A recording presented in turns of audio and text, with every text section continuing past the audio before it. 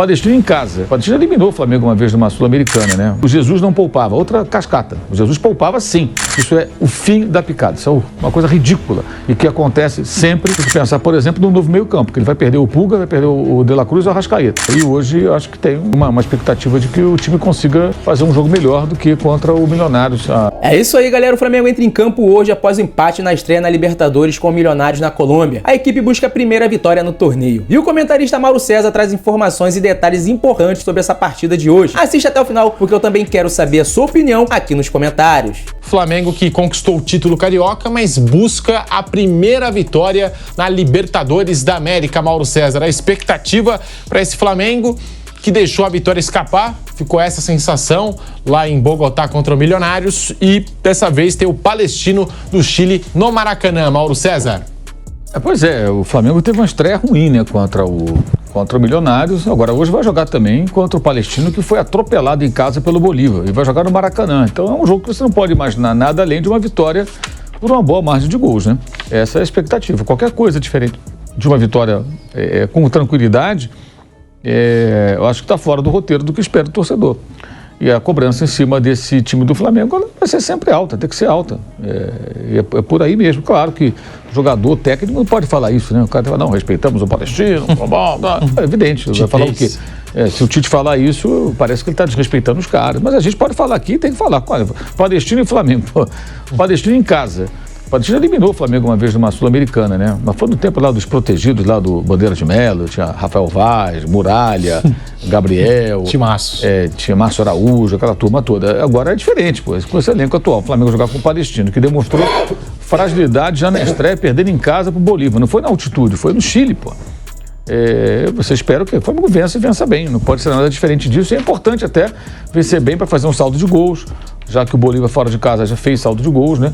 Que pode acontecer de ficar numa disputa ali, eventualmente com um deles ali, até pela liderança da chave, né? Partindo do princípio de que o Flamengo consiga se classificar, que é o óbvio, né? Tem que se classificar nessa chave. A estreia não foi boa e hoje eu acho que tem uma expectativa de que o time consiga fazer um jogo melhor do que contra o Milionários há 8 dias lá em Bogotá. Do Flamengo, tá? O Tite vai ter força máxima na Libertadores pela primeira vez. De La Cruz está à disposição.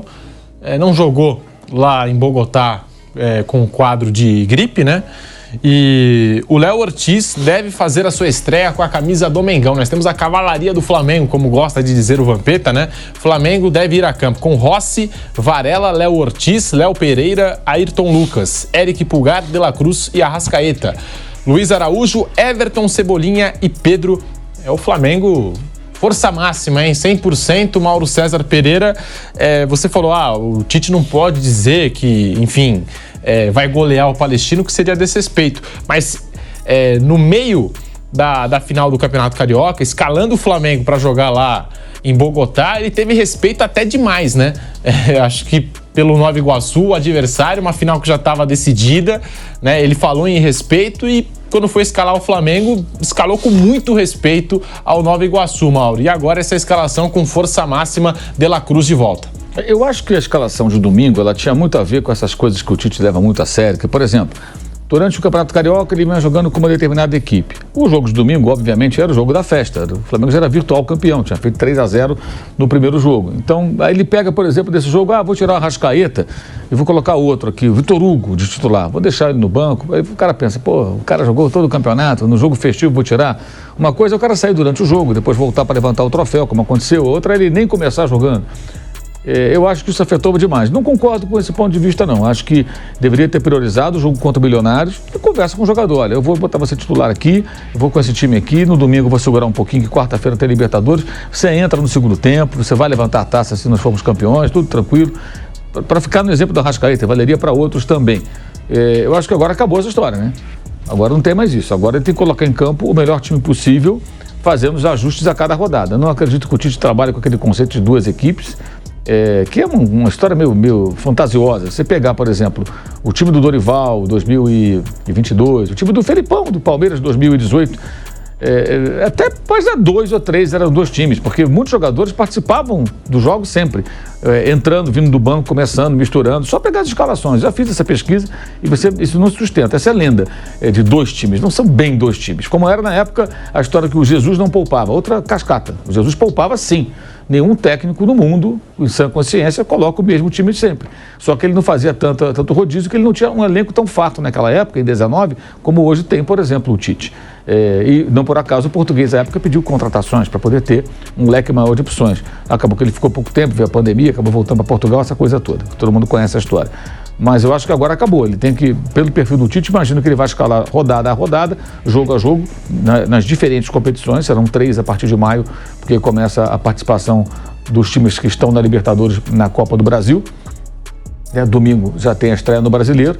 E ele vai fazendo os ajustes de acordo com o time, com o desgaste, com minutagem. Ele vai fazendo um acerto aqui, outro ali, poupa um pouquinho tira um pouquinho do jogo, coloca outro.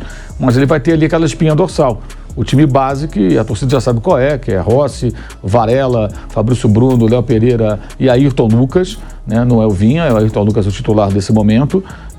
O meio campo com o Pulga, Arrascaeta e o De La Cruz, o ataque com o Luiz Araújo, Pedro e Cebolinha. Aí pode entrar um Bruno Henrique, pode entrar um Vitor Hugo, pode entrar eventualmente o Vinha na lateral esquerda. Tem o Léo Ortiz que em algum momento vai jogar, e eu acho que quando começar a jogar e se estiver adaptado, vai ganhar posição. Acho que naturalmente vai acabar acontecendo pela característica dele. Acho que ele vai se impor ali, uma questão acho que de tempo, e as coisas vão seguir. E todo mundo vai jogar. Então, pessoal, o Flamengo entra em campo hoje, né, para mais uma emocionante partida na Libertadores. Vamos acompanhar junto essa jornada rumo à vitória. O Mengão enfrenta o Palestino pela segunda rodada de fase de grupos na Libertadores. E o Flamengo, que empatou na estreia contra o Milionários, busca a sua primeira vitória no torneio. Com o apoio da sua torcida apaixonada, o time de casa tem tudo para sair com a vitória.